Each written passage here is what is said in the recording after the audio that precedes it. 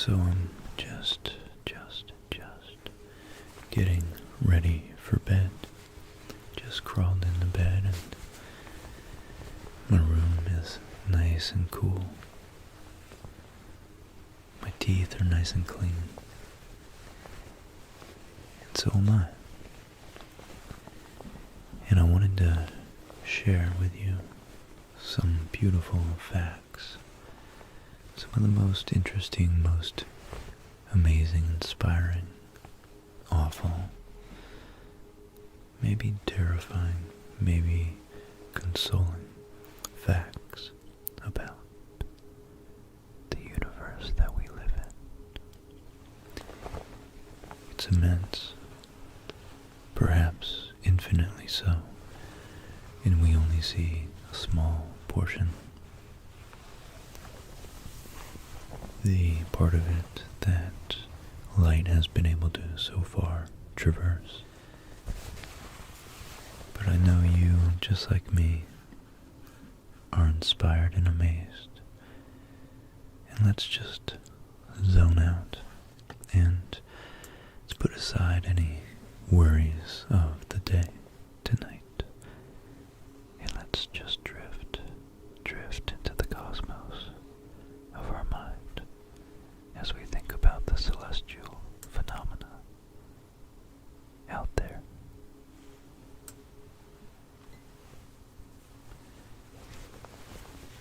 Speaking of out there, every single time you look into the night sky, you are looking back in time.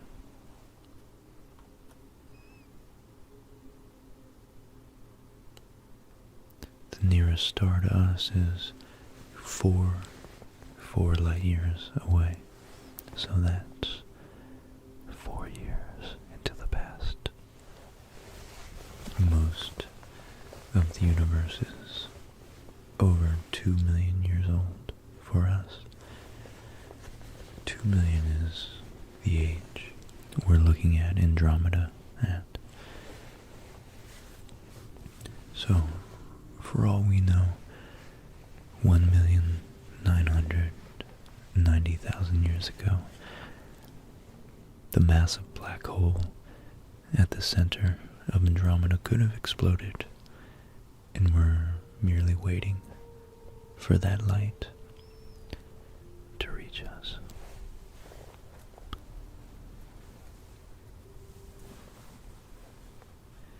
And in fact, using the miracle of science, the really atypical invention of science 500-600 years ago, we're able to look through the Hubble telescope billions, not just millions, but billions of years into the past. And if we look far enough back,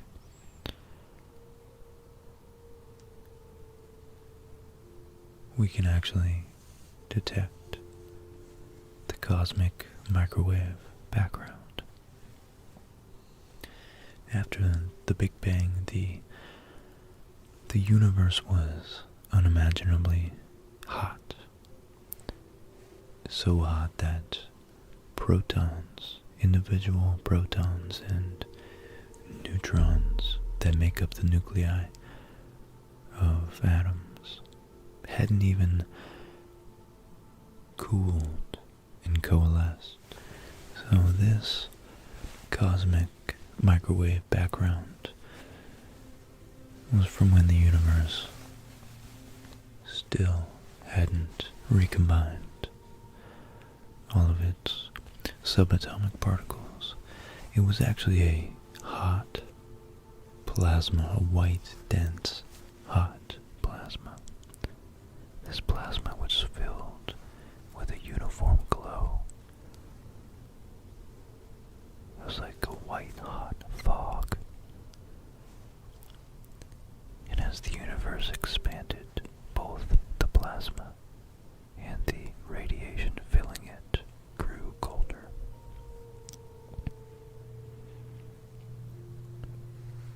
When the universe grew cool enough, the protons and electrons combined to form neutral hydrogen atoms.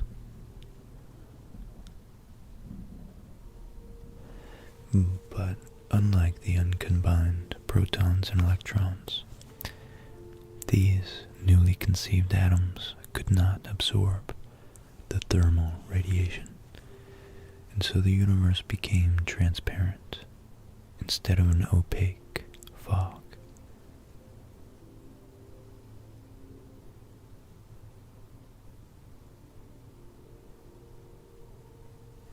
This is known as the time of the last scattering, and it actually appears on our old CRT television sets when it's tuned to a dead channel.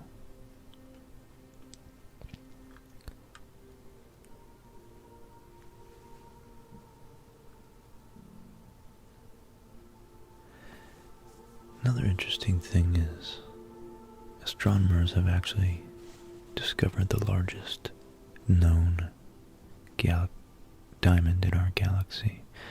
It's a massive lump of crystallized diamond called BPM 37093. They named it Lucy after the Beatles song Lucy in the Sky with Diamonds. It's found 50 light years away in the constellation Centaurus. It's about 25,000 miles across.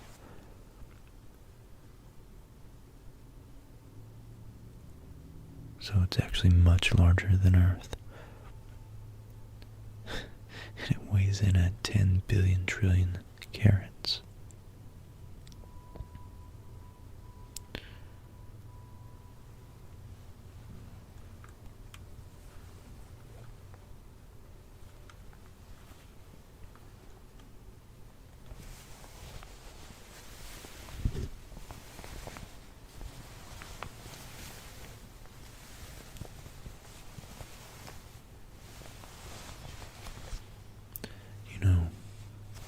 We spin, electrons spin, quarks spin, the sun spins, the entire solar system itself rotates around the galaxy that is spinning. But the fastest, the absolute fastest thing in the universe that spins are neutron stars. And pulsars are actually a particular type of neutron star that emits a beam of radiation which can be observed as a pulse of light as the star spins. For a long time, astronomers thought that these were actually artificial beacons, lighthouse, signposts, navigational beacons for transgalactic or interstellar aliens to organize their bearings around. But as we've begun to observe a little more in depth, we've realized that these are naturally occurring phenomena, but nonetheless, even some of our satellites orient themselves in space using these very ostentatious physical celestial phenomena.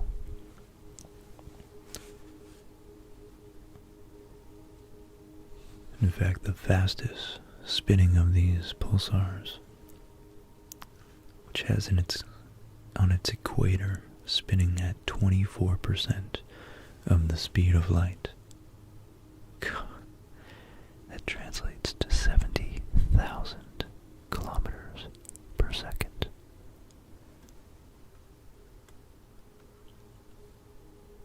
And these neutron stars, they're not just spinning fast. What's crazy is that they're so dense that a spoonful of neutron star weighs 1 billion tons. 1 billion tons. And speaking of dense objects, perhaps in the future we would be able to make black holes and then slowly absorb the Hawking radiation given off from it. If we were to collapse the entire mass of our Earth down to about the size of a marble, it would collapse in on itself eventually to become a black hole. One thing that's really, really cool to observe if you're lucky enough to be somewhere without light pollution is that the Andromeda Galaxy, the closest large comparable sized galaxy to our Milky Way, is actually 6 times larger than the moon in the night sky from our vantage point. 6 times larger than the moon, than the full moon. And it's still 2 million years away.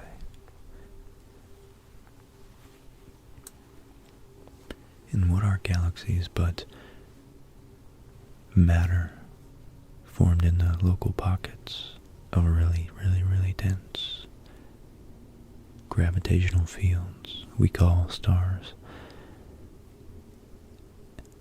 And when these stars explode, after they've been fusing atoms for billions of years, many times those regurgitating, those compellingly large explosions, they spark, they initiate the collapse of new nebulous clouds into flat rotating disks that eventually condense into new stars. So out of these new stars, most of the masses, these nebular systems, most of the mass is reformed into new stars, but some of them are formed into planets. And those planets, on those planets, biology like ours has formed. And because the universe initially formed the most rudimentary element, which was hydrogen and helium, both with 1 and 2 protons in their nuclei respectively, all the other matter, carbon, oxygen, iron, phosphorus, potassium, all the larger ones, everything else was created in those stellar explosions, either nova or supernova. And therefore 90% of our mass is in fact stardust, because all the elements, except for hydrogen and helium, are created in stars from being fused. I think that's fantastic. And the 10% of our body that isn't star stuff is the most ancient 14 billion year old elements that were first coalesced after the universe cooled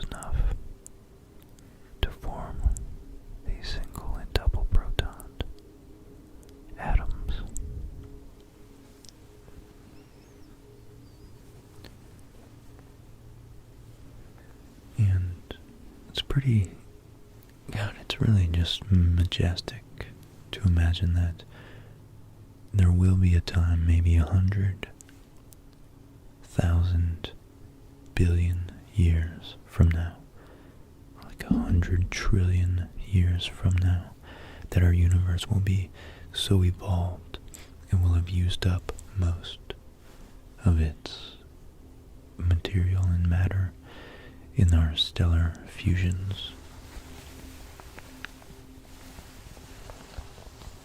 And so right now we're actually in a very special, very unique, very creative, chaotic, yet creative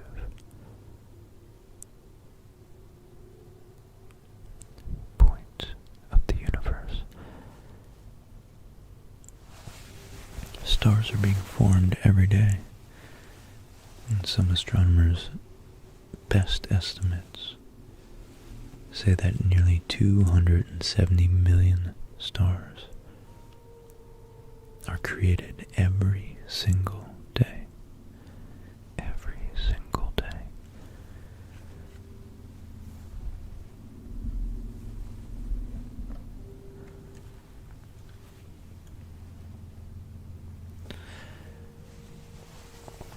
And that's why there's so many stars in our Milky Way. Our solar system itself takes about 225 million years to rotate just once around the Milky Way. In fact, the last time Earth was in its current position, dinosaurs were just beginning to roam Earth.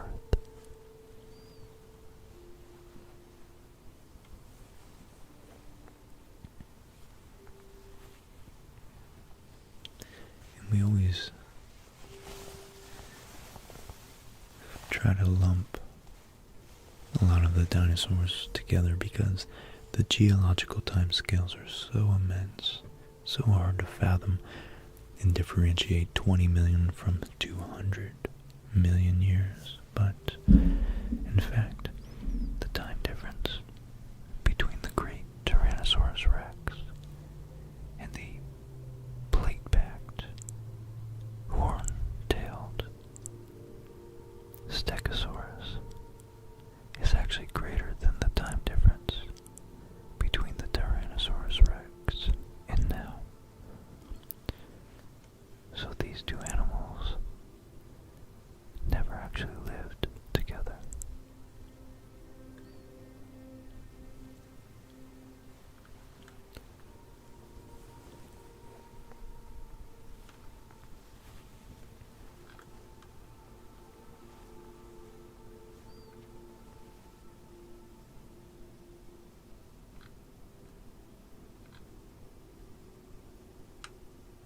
I think just the sheer immensity and mysteriousness of our cosmic environment, both far and near, is enough to keep us going for days. But if we turn it into ourselves and our biology on Earth, so many just humbling, profound facts as well, such as there are more bacteria that live and work in 1 linear centimeter of your lower colon than all humans who have ever lived on Earth. In fact, it seems like by mass we're mostly bacteria, which makes you think just how dependent we are, and just how complex our biological and biochemical structures are.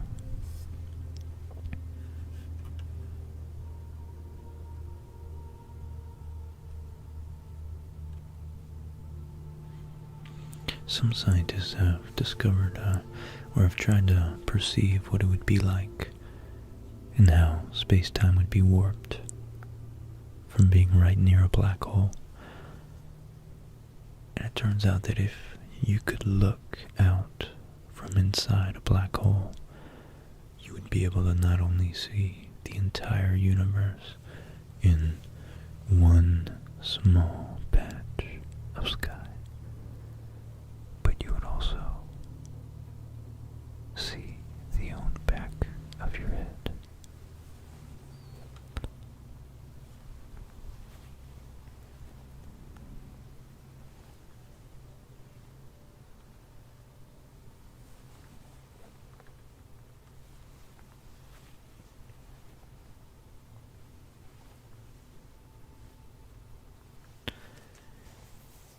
You know, another interesting thing about our Earth is that its rotation is slowing at a rate approximately 17 milliseconds a century.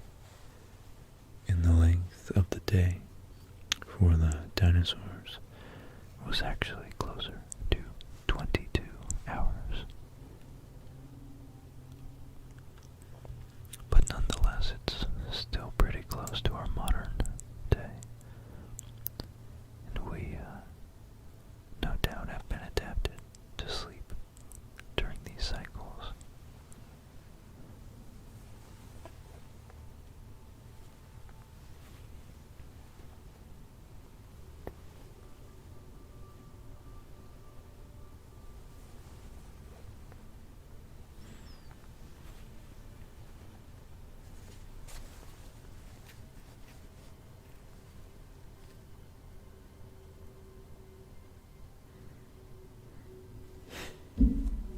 Here's a fact. A funny fact about time. If we had a sufficiently powerful and precise telescope to be able to look at a mirror placed not 4 light years away like our nearest star, but 22 light years away, we would be able to watch the Apollo landings on the moon in real time next year.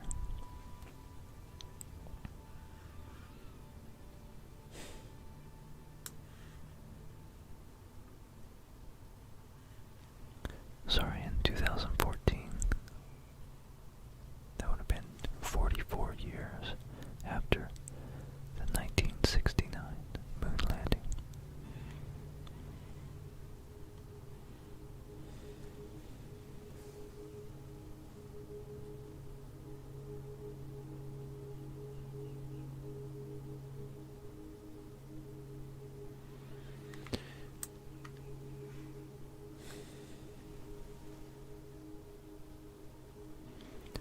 Current estimates regarding the number of stars in our galaxy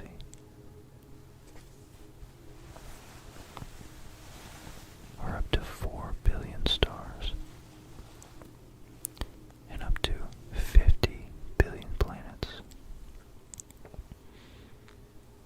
So if even 1% of those are in the Goldilocks zone, there's possibly over 500 million planets.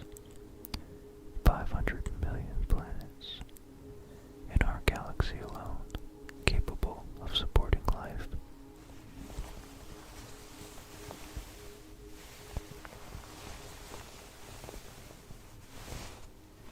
I think that's just so, God, that's so profound.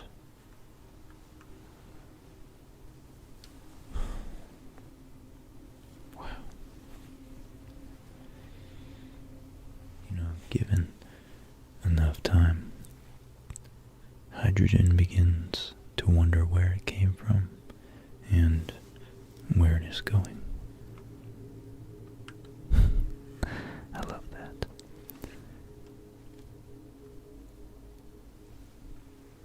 If you really want a large perspective on yourself, you're currently on a 4.5 billion year old spaceship.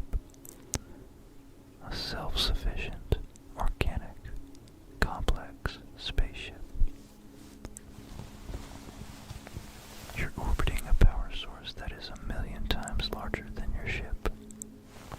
I think our consciousness was developed out of a sense, an urgency, a need to filter out extraneous information. And we are able to hyper-focus on the things that matter, like our social groups, and taking care of our families, and hunting, and then perhaps using tools, and the abstract concept of tools slowly evolved. All that's to say that we can't possibly conceive of everything in the universe, but we're doing a pretty darn good job of it so far.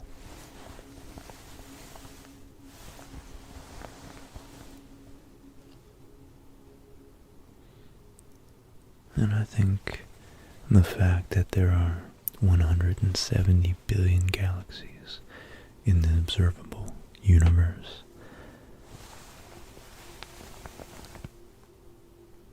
lends some credibility to the one of the things we can perceive is that there may very well be much more life out there.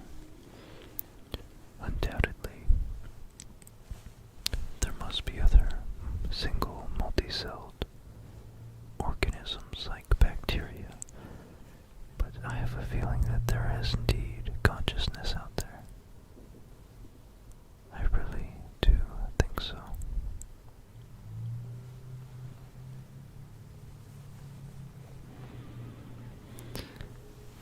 Because the universe, as entropic as it is, gravity is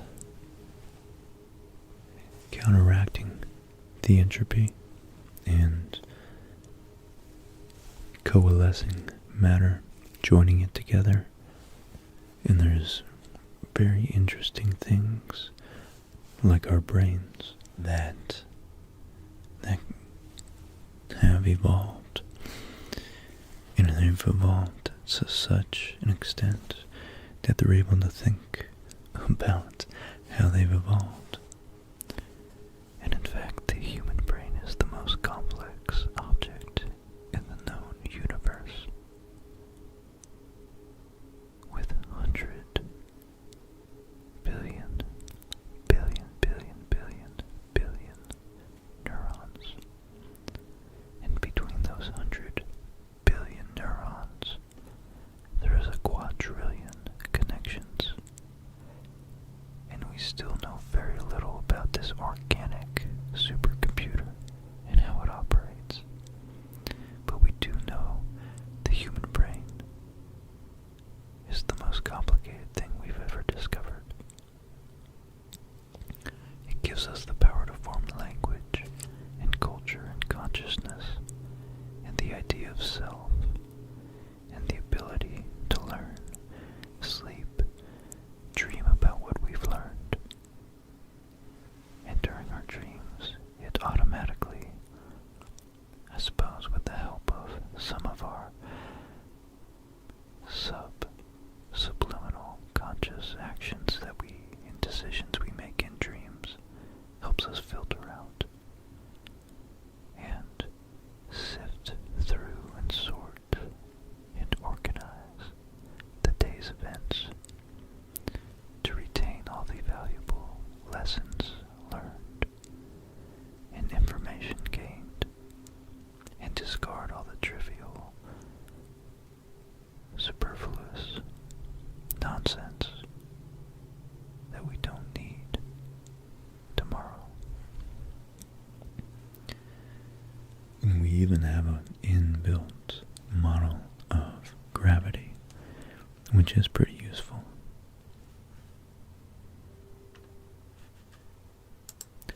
Now this whole time, as far as I know, I'm gonna edit this so that you've been looking at the Voyager spacecraft record. In the Voyager spacecraft, well, there's actually two. And NASA engineers actually considered more than 10,000 possible trajectories for these spacecraft, because this is our first attempt to reach out into the unknown and try our best to put our best foot forward and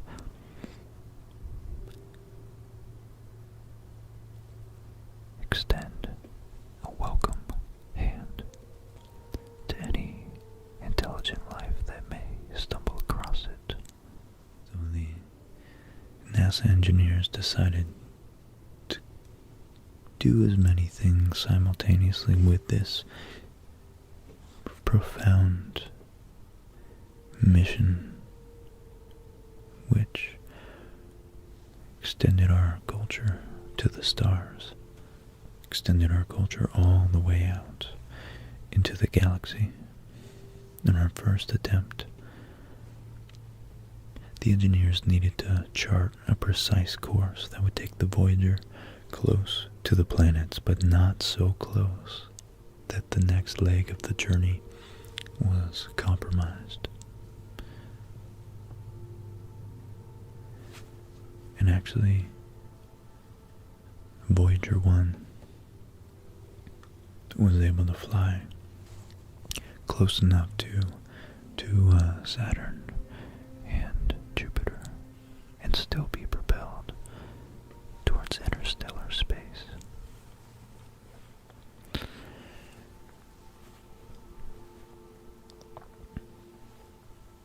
Now, in order to offer a sense of Earth's culture to any spacefarers, we at NASA included a 12-inch gold-plated audiovisual disc on the craft, dubbed the Golden Record. This disc contains a variety of content that was chosen by a committee chaired the late Carl Sagan. The disc includes photos and drawings, spoken greetings in many languages, and music, and other natural Earth sounds. For the convenience of any alien life form that discover the golden disc, NASA included a cartridge and needle for playback. However, the extraterrestrials will first have to figure out how to build a record player and a speaker. Including that technology would have added too much weight and bulk. So Anne Druyan, Carl Sagan's spouse, recalled that telling humanity's story was a sacred undertaking. She and Carl Sagan, in their group of, as she calls them, half a dozen very flawed human beings, had taken it upon themselves to represent humanity as a culture and as an aesthetic, to explain to anything that might be out there who and what we're all about. They arrived at the idea during a meeting of the American Astronomical Society in January of 1977. The Voyager probes would launch in late August, so representing the entirety of human achievement in a single recording would have had to be done quickly. So the group, as humans are wont to do, divided the labor. John Lomberg was in charge of assembling pictures of Earth. Timothy Ferris selected the music and Andrewian, the project's creative director, and later the co-writer of Cosmos, of course, oversaw the record's Sounds of Earth. Linda Salzman collected greetings from people around the world, and Sagan himself served as the liaison between them and NASA. The team set about researching, talking to historians and artists and ethnomusicologists. They reached out to political groups, documentarians. They recorded humans speaking, and among them, in perhaps the record's most iconic track, Sagan's young son sang, "Greetings from the children of planet Earth." Greetings from the children of planet Earth. The result was a time capsule that was, and still is somewhere out there in space, much more suggestive than summative. Humanity's cosmic mixtape.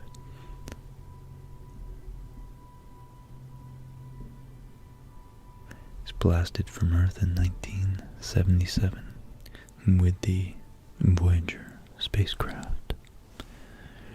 The record shares the tweetings of birds, the calls of humpback whales, and the hootings of chimpanzees. It includes Salzman's work spoken.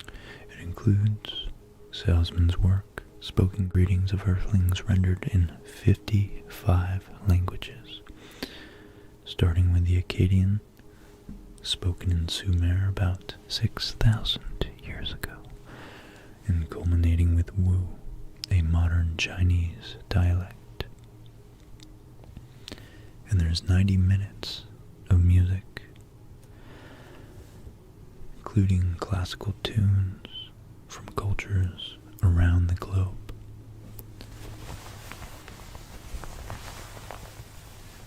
And this includes the first 2 bars of Beethoven's String Quartet, which sounds like this.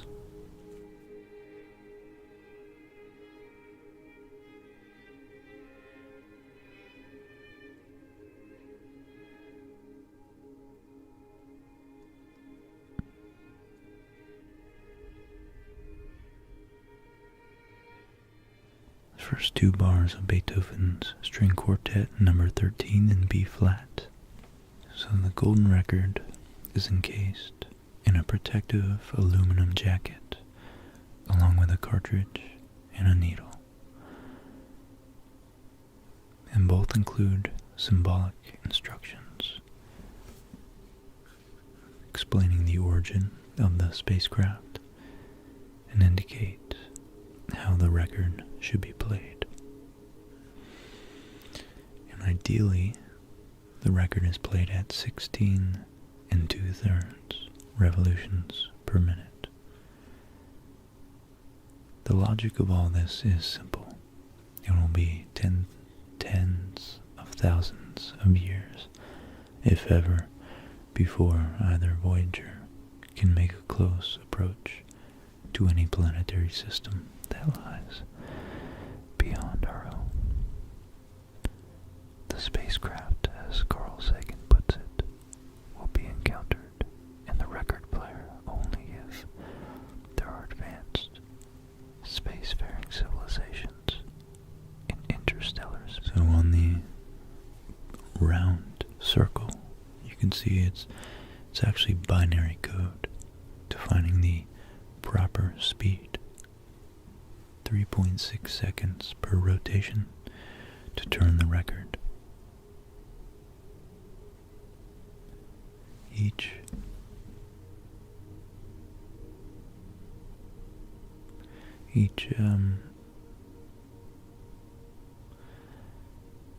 radial line stands for a 1. Each circumferential line or horizontal looking line stands for a 0.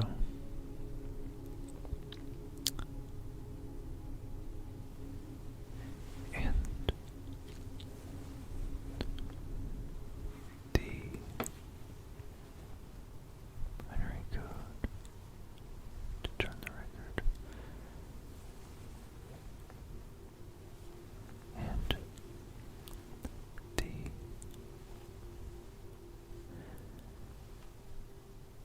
time period associated with the fundamental transition of the hydrogen atom is 0.70 times 10 to the negative 9th seconds is expressed. And there we can see the outline of the stylus to play the record as well. And just to be clear, they included an elevation view of the cartridge, a kind of profile view. And then, speaking of pulsars, as we did earlier, they actually used 14 different pulsars of known directions to triangulate, or whatever the word for 14 directions of alignment would be, our sun from them. The binary code actually defines the frequency of the pulsars. And then on the right, or the part I'm looking at, the one that looks more like a heartbeat diagram, whatever, the cardiac graph, is the general appearance of waveform of video signals found on the recording. And the binary code tells of the time scan about 8 milliseconds. And the triangular sawtooth waveform is the scan triggering. Then the video image in the top rectangle with a little bit of lines at the left and a smaller amount at the right is the video image frame showing direction of scan. In binary code indicates time of each scan sweep, 512 vertical lines per complete picture. And if properly decoded, the first image will appear as a circle. And then lastly, the little barbell at the bottom, 2 circles connected by a line, is the diagram that illustrates the 2 lowest states of the hydrogen atom. The vertical lines with the dots indicates the spin moments of the proton and electron. The transition time from one state to the other provides the fundamental clock reference used in all the cover diagrams and decoded pictures. So that's just really very cool, very simple, pretty quite brilliant actually, that they knew they could stick with a constant, something that's a constant across the entire universe, or at least that we have observed would be a constant in our galaxy. The fundamental time it takes for the hydrogen atom to transition from one electron configuration to the next least energetic state.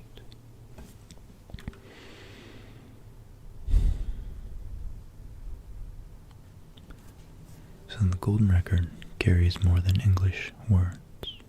They carry our culture, and they carry the transcendent aspects of human existence. The art, the beauty, the ache, the joy. They offer what we have and what we are up to, and what we are to the cosmos. to anyone who might call the same space home. Jimmy Carter's soundbite put it nicely.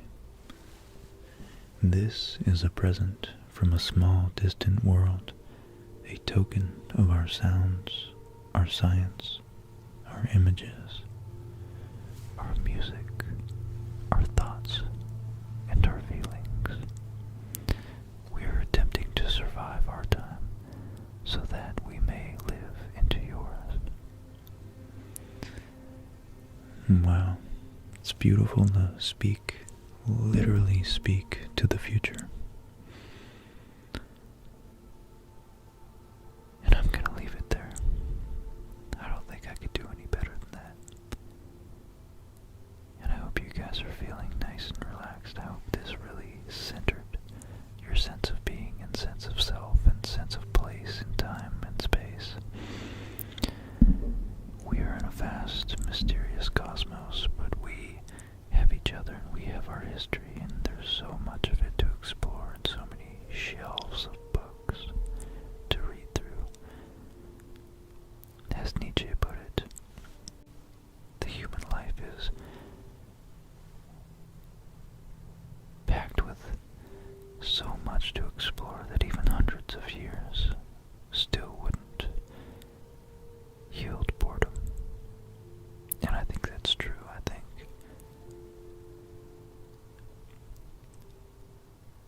our capacity to think, discover,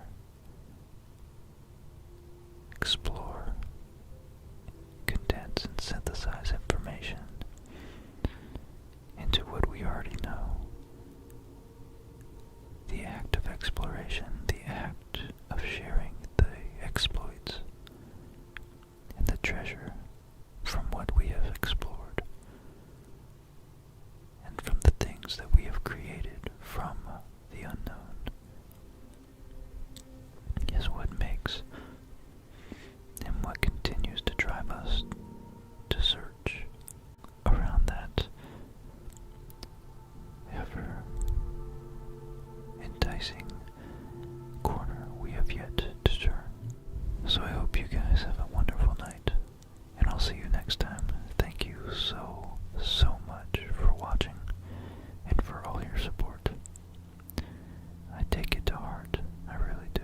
It means the world to connect with all of you, every single one of you, seriously. Thank you. Good night.